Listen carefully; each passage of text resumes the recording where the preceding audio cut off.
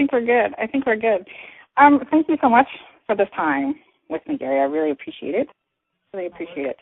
And I kind of wanted to just start off telling you how I got to know who you are and what you do. And I think it's kind of funny. Are you familiar with the store Cost Plus World Market? Very well. Yeah, so I think I was looking for rugs or something, and this was back in 2009 or something. And I'm in the store, and they had a living room set up, and there was a book on the table, the coffee table, as decoration, and I just picked it up. I looked at the front, I looked at the back, I opened it up, and it was Crush It. And I walked out the store, bought it, and went home and just devoured it. And so I thought, and it was my first book kind of in this whole, area. So it was really profound to me at the time. And then, of course, I'm like, who is this Gary guy? And I went online and saw a video, I think, of the Web 2.0 Expo, like from 2008 or something, and you just really up to my core. So I just was like, I was a convert ever since then. Well, thank you so much. So, yeah. I appreciate you in advance for being gentle on me, because I'm a little nervous talking to you. So flattered. Don't worry at all. I'm super, super flattered, Brandi. I mean it. All right. So I kind of wanted to also share that, like, I love seeing people do what they love to do. I love seeing people in their passion, and it kind of makes me want to be better at what I do. And you fall into that category for me, because I can see that you love what you do and you're passionate about what you do, and you've grown up, just in the past few years that I've seen you with your craft and with your communication, and I just absolutely. I think in my circles of people, we're all really moved by that, and for that, I want to thank you, because I love seeing people do what they love to do, and you absolutely fall into that category. Thank you so much. And you're welcome. And Jab Jab Jab Right Hook is coming out, and I've bought 5 copies. I've pre-ordered 5 copies. Yes, and I'm excited about it. But I want you to tell us a little more about it. So, it's funny, in your setup to this question, you mentioned my craft has, evolved in the last 4 years. And it's funny, as you know, because you know me pretty well based on everything from this setup call, I have plenty of confidence, right? And so I always think that 4 years ago I was at the top of my game, and it's fun for me to think, wow, 4 years later there have been, advances and tightness and clearness. And why I'm so excited about this, I love the Thank You Economy, and it's, one of my children, but it was a very philosophical book, right? It was a book that I wrote that I wanted people to understand how much to value the customer. Mm-hmm. But what made Crush It, in my opinion, I don't want to say slightly more special, but it really not only told people of what was going on, but it helped them be better, right? Right. And I think back to an amazing woman by the name of Kathy Sierra, who's just got back to blogging. She said something about me in 2008, I think, South by Southwest, or 2008, I think. She said she actually used me as a case study on stage. I happened to be at the conference, and she said that I made my audience better, right? Mm. That Wine Library TV was successful not for any other reason, all these reasons, but the real biggest reason was because I made the people watching my show better wine drinkers. And then I thought about Instagram and why Instagram is really something that's special. And Instagram is special because it makes everybody a better photographer, right? Mm-hmm. Those sure. filters, they make your pictures better. And so its utility, it made it better. And so I promised myself that I would write Jab, Jab, Jab, Right Hook to make everybody better at internet marketing through social networks. And so I don't know if you saw yesterday or through today's tweets, I've put out my first case study from the book, the Victoria's Secrets case study. And there's 86 case studies in this book. 86 times I go through somebody's tweet or Facebook status update or Tumblr post and go through it and basically talk about, what's good, what's bad, what's indifferent about it. And I'm completely convinced that when people read this book, they're going to understand how to storytell on social networks, but more importantly, why and how to think about it. And I've led the horses to the water, but I've also, I think, taught them how to drink. I'm very excited about this book. I think it's going to be at the hip of people. I think it's going to be in their computer bags at all times, because it's going to make people better at communicating on social networks and ultimately driving business results. Jab, jab, jab, right hook stands for give, give, give, ask, right? Right. And so, to me, a lot of people are good at social networks, but they don't know how to ask for the business. On the flip side, 99% of the people are bad at social networks because they only ask for the business. Right. Well, I think I am your perfect target audience for this book. And I know that I need to better define my story, and I know that I'm good in some areas and very, very poor in others. And I know that when I am right hooking all the time, it doesn't work. I know it doesn't work, and I'm just hoping that it sticks or something. And that's the wrong way to look at it. But I do know that when I'm jabbing, and Facebook is kind of a platform that it is very value-based and content-based for me, and that's worked for me. But I know that I need to branch out because, as you say, you got to meet the customers where they're at. And I know that I have, especially Pinterest and Instagram and some of these other. Right. What are your statistics on Pinterest? You're getting more sales on Pinterest. Yes, I'm getting crazy amounts of sales for Wine Library from Pinterest. I mean, Facebook and Twitter are growing, so it's starting to even out a little bit, but it's a real place. I mean, Pinterest is a real place to do business. That's really fun. Well, I am super excited about this book, and then sharing this book with others is going to be a treat for me. Thank you. One of the favorite verbs you use is hustle. So, do you kind of define hustle as like the beginning stages of growing a business? How do you throw that word around to you? What does it mean to you? It's a great word, and it's funny because it's a word that really, when I started using it 4 years ago, was in a really bad place, right? Like people would say you got hustled, and it had this negative thing. But I think I'm more of a throwback, more to 60s and 70s, where Pete Rose, right, Charlie Hustle, it was a good thing. It means you really worked hard. And so to me it's a great word. I mean, to me, we're all born with certain talents, and if we're lucky, as I am, as professional athletes are, as many people are, you get lucky and you figure out what you're good at, and then that's what you do for a living. But the only variable to if the same people are born with the same talent is the actual hustle and execution. And so to me, it's a powerful word. It's the most empowering word. It's the word that separates, the women from the girls, as I say, And so I'm a fond believer that hard work is important. I think it matters. And I think that in Crush It, I really tried to instill that word. And in general, in my overall ethos, I try to instill that word into people because it really, really matters. Right. Yeah, I think so too. I've turned that word into quite a positive word.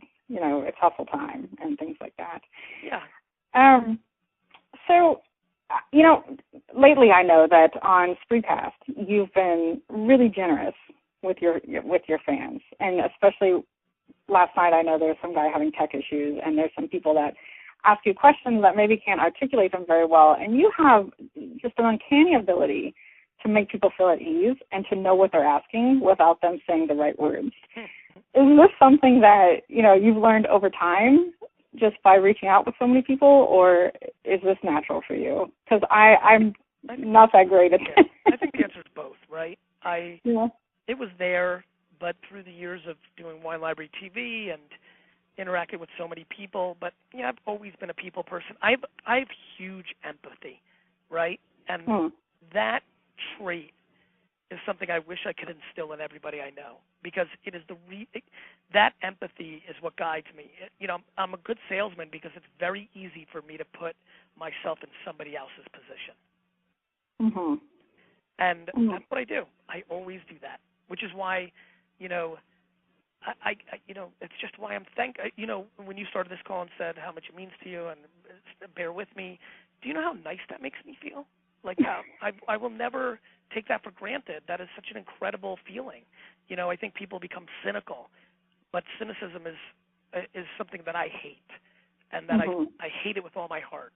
And and I never plan on getting there. Well, it is actually, it's a great skill that you have, and I kind of aspire to be that articulate and generous like you are. I think that's really great. Thank you. It's just kind of a question. I don't know if you talk about this in Jab, Right Hook or not, but kind of the people that I know that are successful kind of came from a bad place. Like they were uncomfortable, and they were so driven to get out of that uncomfortable space, whether they were homeless or just hurting in some way. What's like in your studies? What's been a good way to get people to change? To get people to really change and step into their power and into their passions. From a bad place? From any place, I guess. I'm just saying that a lot of people I know had to go down before they could come up. It's funny. I think there's several. I mean, there's so many variables. I'll tell you one of the things that first popped to mind is having somebody around them that helps them get there. Okay. Have a good mentor. Having somebody who cares, and it could be a stranger, it could be that first person that gave you $1 if you were homeless, but having another human being, I think, tends to be a huge catalyst. Huge. I think it's something that's very underestimated, the other people in your life, whether they're serendipitous or whether they're entrenched. So that, to me, comes first. The other one comes from its wiring. DNA is so powerful. I mean, sometimes you're too far in one direction, and it doesn't allow you to completely benefit or get the most out of yourself right at first. But then you're ultimately able to kind of, control it and use it to full advantage. It's almost like somebody who runs too fast. When they start playing sports, they sometimes run too fast. They run past the ball. But once they harness it and know how to control it, it becomes their biggest asset. And for a lot of people, their drive or their compulsiveness leads to alcohol or drugs or sleeping around or doing the wrong thing or realizing that, listen, I even know in myself how thankful I am. I'm such a good salesman. I have so much empathy. I have such good feel for people. My ability to be, a con artist or a manipulator is enormously high. I'm right there, right? Right. And I know it. I can taste it in my mouth. But I'm so thankful that I've decided to harness that in a good way. But some people, can't. I'm patient. That was if that's the other thing that I was gifted with. I was gifted with patience. And if I wasn't patient, boy, would I use those kind of skills to do much more negative things because I would have wanted stuff sooner, right? Sure. Yeah, and kind of a philosophy I kind of live by is that, the decision to change, takes a moment, but the change itself, that's a journey. Huge journey, and we're living on that journey on an everyday basis. With all our decisions and with all the company that we keep and everything like that. Tons of sort of switch it to like a light mode. What are some mistakes that you see, maybe in social media or some of the pet peeves that you have? I think my biggest one is the one that you actually brought up that is a mistake that you're making, which is when smart people know it doesn't work. And I'm kind of caught in this too. I'm not mad at you. I think I'm mad at this thing because I do it a little bit too. We know it doesn't work anymore. Listen, I loved when email marketing worked. I loved it when you can just blast an email and sell, right? Sure. I loved the idea of just hunting for SEO words and it just worked. But those days are dwindling, and now we're back to a very difficult place of really having to put in the work. And so I think my biggest pet peeve is that people think they can automate it, or that everything needs to be scalable, or that it's easy. It's just hard. It's real work. Sure. Okay. I think the other things that people make mistakes is they think of social networks as distribution. So they think of Facebook and Twitter and the other sites as places where you just blast out a link to something else. I think of them as places where you naturally storytell, so I think that matters. Right. And I think that I have found that, like I said, with Facebook, because it's relationships. Yes. It is absolutely built on relationships for me, whereas I haven't spent enough time on the other sides to do that. and that's my bad, you know. And I know that's Twitter. Twitter is the place where you really can get so much more upside because you can listen to people and you can jump into conversations that don't start with you putting a post on your Facebook wall. Okay. And so you can go and search about any of the terms that you talk about on Twitter and then jump into a conversation. All of a sudden, you've got somebody's attention. Right. That's a big difference because you can't do that on Facebook. Okay. Yeah. All right. That's an area I need to work on for sure. And by the way, that's what I go into heavily in the thank you economy. Right.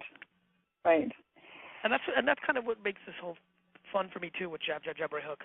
I think Crush It, Thank You Economy, and Jab, Jab, Jab, Right, Hook is kind of like a trilogy, right? That if you read all three of them in a sitting, and they're kind of that kind of books, as you know, with Crush It, that in a weekend, I think I can like give people an MBA course. I think you're absolutely right.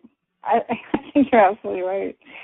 I just have a couple more questions for you. Sure. I just have a couple more, but I know you're a new father, so congratulations. So what's the legacy that you're leaving for your family? Well, that's the best part. I mean, I think that's where I win. I think I win much more in death than I do while I live. I think that's what I'm playing, and it makes me feel really good. I think that I'm doing a much better. I think there's going to be people that make more money than me that have my ridiculous luck of like having this talent, but I don't think anybody's going to leave a better legacy because that's what I care about. That's the game I'm playing. I think the legacy I leave is as being as good of a human being as one can be while being competitive to achieve things for themselves as well. That's beautiful. That's yeah. beautiful. All right, so my last question for you today. My husband really enjoys red wine. Okay. And I have a neighbor here that owns Koenig Distillery and Winery, a local Idaho winery. And I've heard it's good, but I have not developed a taste for wine. I'm 39 years old. As a gift to my husband, is there like a gateway wine that I could try to get my foot in the door? Yeah. There's a couple. I mean, do you like sweet wine? I do. Well, I like cocktails, so I definitely like sweetness in my drinks. Yeah. So have you drank sweet wine? Like, have you ever had a Moscato? No. That's your gateway. Okay. Moscato. Okay. And I'm so ignorant. Is that a brand or is that just a kind? That's a kind. That's a flavor. It's a grape. Okay. The Moscato grape, Mascato, is a grape that I think you'll like. Okay. It's a white grape. Okay, I will try it. I started drinking coffee last year, so all is not lost. I'm making Listen, when you try the Moscato, make sure you tweet me and let me know how it is. Okay, I sure will. All right. Well, what's the best way for my readers and listeners to get a hold of you? I'm going to imagine that it's Twitter. Facebook.com/Gary, Gary, and then Twitter.com/Gary, Bee. Those are my two places for sure. Okay. All right. And I'll have this up on my blog and have it syndicated and all that good stuff because I want people to hear and get to know and love you the same way I do. Thank you so much, man.